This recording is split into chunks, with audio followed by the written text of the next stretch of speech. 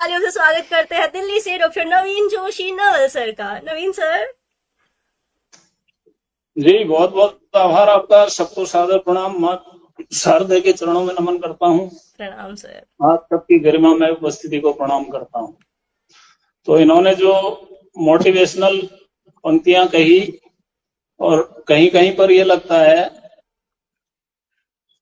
कि मानव स्वभाव है, उस पर मैंने कुछ जीवन पर लिखा था कि जीवन में आगे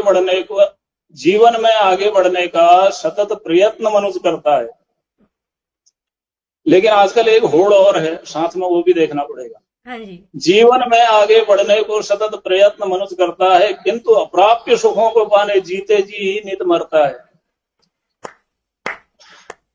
असंख्य मन मस्तिष्क में पाले सपनों में खोया भी होगा, कितनी बार हंसा भी होगा, कितने क्षण रोया भी होगा। कल क्या होगा सोच, नहीं तो नींद चैन की सोया होगा, यह तो सत्य वही काटेगा जो कुछ तूने बोया होगा।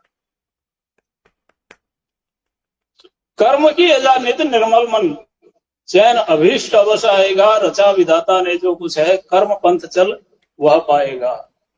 किंतु सदा जीवित रहने को कुछ शुभ करके जाना होगा। महापुरुष प्रयाण कर जाते हैं, चले जाते हैं, लेकिन कागजों के पृष्ठों पर हमेशा जीवित रहते हैं, हमारे दिलों में जीवित रहते हैं। किंतु सदा जीवित रहने को कुछ शुभ करके जाना होगा। मानव पुनर्जन्म फिर होगा, पर दूजे तन आना होगा। जीवन तब तक ही जीवन है जब तक इस तन में जीवन है। द्वेष दंभ भय दूर रहे तब यह जीवन सुंदर मधुबन है। द्वेष दंभ भय दूर रहे तब यह जीवन सुंदर मधुबन है। आज मैं देख रहा हूं कि हमारी जो महिला शक्ति है और नवांकुर महिलाएं हैं, इतना अच्छा अच्छा लिख रही हैं, और मैं शुभकामनाएं देता हूं सभी को, क्योंकि बिटिया जो है वो हमें, एक बाप और बिटिया का रिश्ता कुछ अलग ही होता है, ये आप सबको पता है। बिल्कुल। पिता और बेटी का रिश्ता। मैं कल बैठा बैठा सोच रहा था, मैं कल मैंने पढ़ना क्या है, फिर मेरे को नींद आ गई, तो मैं कुछ भी तैयारी नहीं कर पाया। लेकिन एक ध्यान आया है बिटियाओं को देख के कि जब मेरी बिटिया विदा हो गई थी तो मैंने उस पर एक कविता लिखी थी। स्वागत है सर। बिटिया विदा हो गई, तो ये भारत की सारी बिटियाओं के लिए समर्पित है, केवल अपनी बिटिया के लिए नहीं। क्योंकि मैंने उससे पहले मैं 4 पंक्तियां पढ़ूंगा, मैंने बेटी के लिए लिखा था कि किलकारी बेटी की गूंजे घर की सुखद घड़ी होती है। किलकारी बेटी की गूंजे घर की सुखद घड़ी होती है, मात पिता के दुख दर्दों में बेटी संग खड़ी होती है। धीरे धीरे बड़ी हो गई समान पाती आज गोद में, दिल में समान पाए लेकिन इतनी कहां बड़ी होती। तो ये हर बिटिया के लिए है। तो मैंने जब वो विदा हो गई थी तब उस पर कुछ पंक्तियां लिखी हैं जी, उसको समर्पित करके अपनी बात समाप्त करूंगा कि नव जीवन का साथ निभाने, एक नया संसार बसाने, दुनिया की यह रीत निभाने, प्यारी बिटिया चली गई। खेल खिलौने यहीं छोड़कर, आप एज्यूम करिए बचपन से बच्चों को पालते हैं और वो खेल खिलौने सब लाते हैं, तो जिस समय वो विदा हो जाती है एक बाप के दिल पर क्या बीतती है। खेल खिलौने यहीं छोड़कर, नए पंख परिधान ओढ़कर, बाबुल का उद्यान छोड़कर नन्ही चिड़िया चली गई है। द्वार सजाकर रंग रंगोली, मेहंदी हल्दी चंदन रोली, पहन आभूषण लहंगा चोली, ओढ़ चुनरिया चली गई है, ओढ़ चुनरिया चली गई है। जिद बचपन सब यहीं भुलाकर, जब तक शादी नहीं होती है बच्ची कहती है मेरे को ये चाहिए वो चाहिए वो चाहिए, और शादी के बाद जब आती है अरे पापा इसकी क्या जरूरत है, वो क्षण जरा ये लगता है कि दूर हो गई हमसे। जिद बचपन सब यहीं भुलाकर, हर परिजन को खूब रुलाकर, घर का हर कोना सुना कर, दूर की गलियां चली गई है।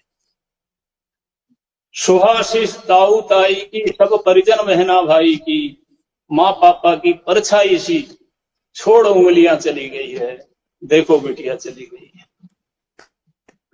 बोझ नहीं तुम स्वाभिमान हो, बिटियाओं को बोझ कहते हैं, हमारा समाज कहता है, नहीं कहना चाहिए।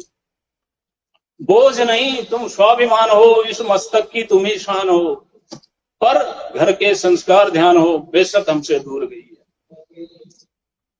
नव जीवन की नवल आश में, इसके बाद उसका नया जीवन प्रारंभ होता है, नए परिजन मिलते हैं। नव जीवन की नवल आश में, नवल धवल सुस्मित सुहास में, नव परिजन के नव उल्लास में आखिर बिटिया चली गई है। देखो बिटिया चली गई है। सदा खुश रहे, रहे प्यार से, सदा खुश रहे, रहे प्यार से, शुभाशीष इस परिवार से, कहे नवल सुनी दीवार से, खुशी की गुड़िया चली गई है, आखिर गुड़िया चली गई है, आखिर गुड़िया चली गई है। बहुत बहुत आभार, सादर प्रणाम। आई वुड से सर, यहाँ पे जितनी बिटियां विदा हुई हैं उनके मत लिए जाए, क्योंकि और जिनके पिता है जिन्होंने विदा किया है उन्होंने पक्का एक एक शब्द रिलेट किया होगा आपकी कविता के जरिए। आप सभी अनम्यूट करके अपनी प्रतिक्रिया दे सकते हैं। मैम, मैं खुद एक बेटी हूँ, कहीं से विदा होकर आई हूँ और खुद मैंने अपनी बिटिया को विदा किया है। तो मैं ये दर्द, सर ने जो कहे हैं ना शब्द, एक एक शब्द मैं अनुभव कर सकती हूँ कि बिटिया के विदा करने के बाद और जब बिटिया घर में आती है तो किस तरह वो चीजों को लेने से इनकार करती है, सब मैं महसूस करती हूँ। तो सर, वो एक एक शब्द आपके सही बैठे हैं कि किस तरह बिटिया विदा हो जाती है और विदा होने के बाद जब घर आती है और किस तरह हम कहते हैं कि अच्छा जा रही है ना तो ये सामान लेते जाना, भूल मत जाना। ये हर बार हमें भी याद दिलाता है कि अच्छा अब वो हमारे घर नहीं रहती है। तो ये दर्द है, ये हर शब्द सर के सही है, उसमें कोई दो राय नहीं कि वो बहुत दर्द है उन शब्दों में। मैं तो कहना चाहूंगी कि जोशी सर तो लेजेंड है, खैर केटीआर के सवाल ही लेजेंडरी कवि है, बहुत उम्दा। हम तो सोच भी नहीं सकते उनके आसपास में आने का, पर बहुत ही एक नाजुक और इस रिश्ते को कविता के रूप में बताना एक अपने आप में ही मतलब एक हिम्मत वाली बात भी है, क्योंकि हर कोई बोल नहीं पाता है ये। मेरे साथ में लिखते हैं आप। एक मेरे साथ में मेरे मित्र बैठे हुए हैं यहाँ, रवि जी, बोले आज मैं भी बैठूंगा साथ में। साहित्य के प्रेमी हैं, लिखते तो नहीं है लेकिन साहित्य के प्रेमी हैं। सुनने वालों से भी तो मेरी तरह उनकी भी दो बेटियां हैं। हाँ। वो रो रहे हैं मेरे बगल में बैठ के अभी। हाँ, वही इतनी नाजुक और ऐसी एक साहित्यकार की सबसे बड़ा सम्मान जो होता है एक साहित्यकार का, वो यही होता है कि उसके शब्दों का प्रभाव सामने वाले के अंतर्मन में पड़ रहा है। बिल्कुल सर, लिखने का आखिरी मकसद ही यही होता है कि आप जो लिख रहे हैं वो सामने वाला महसूस कर पाए, उस गहराई को समझ पाए। अंजलि जी ने पिछली बार कहा था, अंजलि बारूपाल जी ने, तो उस समय कम था कि ये लिखने के लिए क्या खाना पड़ता है, कुछ ऐसी बात कही थी। अभी है क्या यहाँ पे? हाँ, यहीं पे है, वो बैठे बैठे सुन रहे हैं। हाँ, तो उससे पहले मैंने एक लखनऊ इवेंट में कहा था, मैंने कहा कविता क्या है, कागज लो, कलम लो, लिखो फाड़ो, और जिसे चाह कर भी ना पढ़ सको ना, उसे कविता कहते हैं। तो खाना कुछ नहीं पड़ता उसमें। आपने जो लिख फाड़ के पेपर फेंके वो हमारे पास भेज दिया करो, हम उसमें से कुछ निकाल खैर नहीं, इसीलिए कहते ना कविता क्या है, संवेदनशील मन की अभिव्यक्ति यानी कविता है, और जिसमें संवेदना है वही कविता लिख सकता है। बिल्कुल सही। नवीन सर, अगले साल विदाई है मेरी। अगले साल की विदाई है। अगले साल विदाई है मेरी, अभी से रुला दिया। अरे ऐसे कैसे विदाई है आपकी? आप हमारे साथ रहोगे, हम आपको वापस घर ले आया करेंगे जब मन करेगा तब, है ना? बहुत सुंदर डॉक्टर साहब, डॉक्टर नवीन जोशी जी, बहुत ही सुंदर लगी आपकी प्रस्तुति जो है। शुक्रिया गोविंद सर। अच्छा, बहुत आभार। हाँ जी, मीनू मैम आप कुछ कह रहे थे, सॉरी मैंने बीच में टोक दिया। हाँ, नहीं कोई बात नहीं। नवीन सर क्या कहे, मतलब मेरे पास तो शब्द ही नहीं है कि मैं अपने पापा को मिस कर रही हूँ, मम्मा को मिस कर रही हूँ। सच में मतलब बहुत अमेजिंग। एक मैसेज कर दीजिए उन्हें, एक कॉल कर दीजिए, है ना? दे विल फील गुड, आप भी अच्छा फील करेंगे। नहीं कर है ना? ओके, यहाँ पे हमारे पहले के जो कलाकार है वो तो बोल रहे हैं, नए वाले जो है ना वो सोच रहे हैं हम अनम्यूट करने का कष्ट क्यों करें, अपनी बारी पे कर लेंगे। तो देवेश जी, आशित सरन जी, नजीमा मैम, अशमा मैम, प्रीतम सर, मैं आके म्यूट अनम्यूट करने का बटन दबाऊं? चलिए, प्रीतम सर ने खुद से कर दिया है जी। नवीन सर का, डॉक्टर साहब का जो कविता है वह हृदय से लिखा गया कविता है और इस कविता के माध्यम से उन्होंने एक बेटी के दर्द को गाने का प्रयास किया है।